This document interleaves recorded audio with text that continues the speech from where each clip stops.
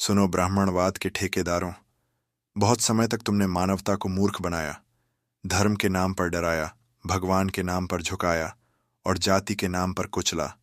तुमने झूठा राम बनाया जो तपस्या कर रहे शूद्र शंबुक की हत्या कर देता है।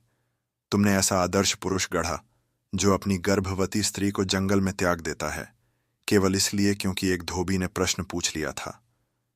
तुमने ऐसे ग्रंथों को धर्म घोषित किया जिनमें लिखा था कि शूद्र यदि वेद सुने तो उसके कान में पिघला सीसा डाल दो, और जो नारी को सदैव पुरुष की दासी बनाकर रखने की आज्ञा देते हैं।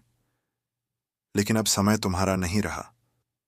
अब न कोई राम तुम्हें बचाएगा, न कोई शिव तुम्हारी रक्षा करेगा, क्योंकि अब प्रकृति ने न्याय का चक्र घुमा दिया है। यह वही प्रकृति है जो न किसी को ब्राह्मण मानती है, न किसी को शूद्र, न किसी को देवी और न किसी को दासी। यह वही प्रकृति है जो केवल कर्म देखती है, और तुम्हारे कर्म अब पटल पर आ चुके हैं। याद करो इतिहास को। बुद्ध आए तो तुम्हारी जड़ें हिल गईं, कबीर बोले तो तुम्हारे शास्त्र डगमगाने लगे, रैदास चले तो तुम्हारे मंदिर की दीवारें कांप गईं, फुले और आंबेडकर उठे तो तुम्हारा संपूर्ण ब्राह्मण संविधान दरकने लगा, और अब एक एक करके तुम्हारे झूठे मंदिरों की नींव भर भरा कर गिर रही है। जो व्यवस्था केवल डर पर टिकी थी वो अब सच की आंधी में उड़ रही है। सुनो, न तुम्हारा ग्रंथ अब चलेगा, न तुम्हारी मर्यादा। अब न्याय होगा और न्याय करेगा समय स्वयं। तुम्हें डर था कि शूद्र पढ़ेगा, स्त्री बोलेगी, दलित अपने पैरों पर खड़ा होगा, और वही हो रहा है।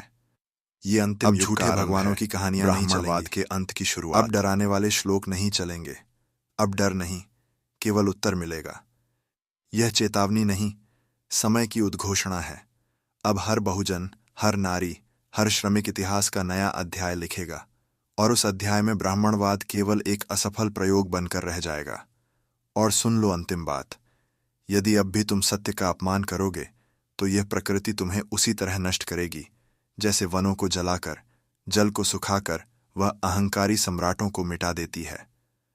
समय मौन नहीं है, वह गरज रहा है। यह अंत है और यही आरंभ है।